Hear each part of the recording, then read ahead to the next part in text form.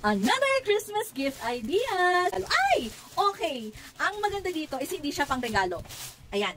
Mga paper bag. Kasi ako, dati, hirap na hirap ako kapag nagbabalot ng mga regalo. As in, hindi ako marunong yung may design-design na pambalot, ganyan-ganyan. Tapos, ayoko din, tape ako ng tape, kasi sirain lang din naman. So, sayang. Kaya naisipan ko na bumili na lang ako ng mga paper bags. Ayos naman siya kapag ito, dito yung ilalagay yung gift. Kaya i-share ko na lang din sa inyo.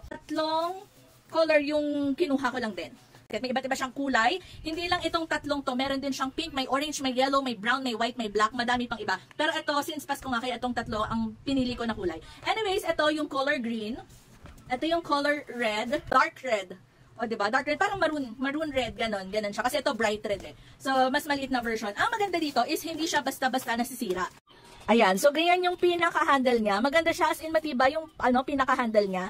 Hindi siya yung parang pucho-pucho. So kung yung nakikita niyo yung mga handle or mga paper bag na mga nasa mall, ganun yung style nung pinaka-handle niya.